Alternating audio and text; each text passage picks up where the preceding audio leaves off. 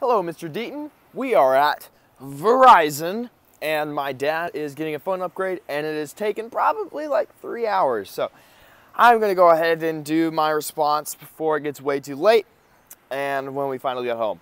So this week's chapter was Chapter 5, Kantianism. So the two questions that you asked in your video, the first one was about, is it okay or morally right to universalize misleading truths? And then the second question, which, you know what, you probably already know what the questions were. So I'll just get straight to the good stuff. So, first, let me get down my computer. All right.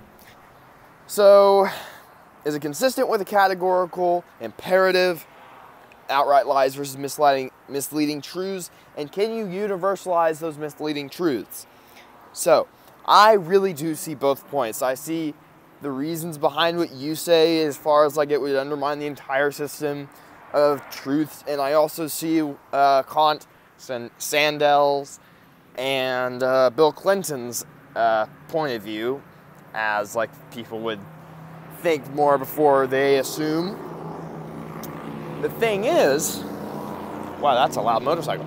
So the thing is, me personally, I would not universalize misleading truths. I see that they really kind of make messes a lot, and they create like a slippery slope or a lot of gray area, and people would be better off just saying, you know what, I messed up. Like Bill Clinton, he would be better off saying, I messed up, guys, and whenever you, wow, my hand's shaking, it's cold out here. Whenever you say you messed up and just admit to your fault and are just truthful, that creates way more truth than you saying, I did not have sexual relations with that woman, or trying to find some weaselly way to get out of it.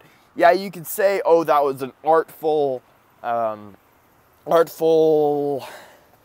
maneuver, but it really, to be honest, like the intentions were to like get out of something he did wrong. And him just coming out and saying, I did it wrong, it'd be so much better off.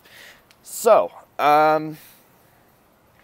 yes, and in the situation of a Nazi or a murderer at the door of like Anne Frank or your friend, you could simply opt to not tell them anything. And what's more important than I see than all of these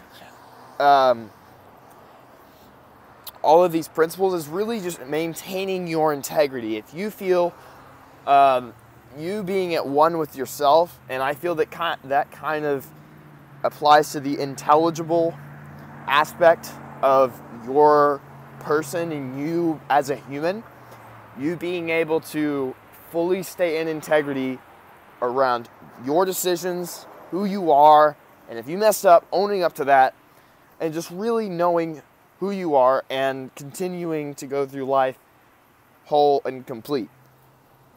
So, second question. I got my little computer here with my notes. So, an idealized social contract and regime of rights. What would that look like? And if we could like recreate the Constitution, what would those rights be if everyone had to agree to them? So, I really see the United States did a great job of listing out all of our rights in like the Bill of Rights and the amendments 16 through 19. And I see that all of these, or the 16th through 19th ones, were really designed to, except for the income tax one, were designed to create equality. So I see that equality is a big one. And I would essentially just do all of the Bill of Rights, 16th through 19th amendments, with save for one. So the part that gets me is that everybody needs to agree to it. So I see that not everybody agrees, or at least currently, or does agree to the Second Amendment. So that would be the one thing that I would leave out of that list, simply for the reason that not everybody agrees to it. Other than that, the Universal Declaration of Human Rights had a few interesting facts, or points. Other than that, I really see that those rights are pretty basic and intrinsic. So, yeah, that was my response out here in the 40-degree weather in short sleeves. So that was great. And yeah, have fun in Tennessee and look forward to getting back to you after spring break. Toodaloo.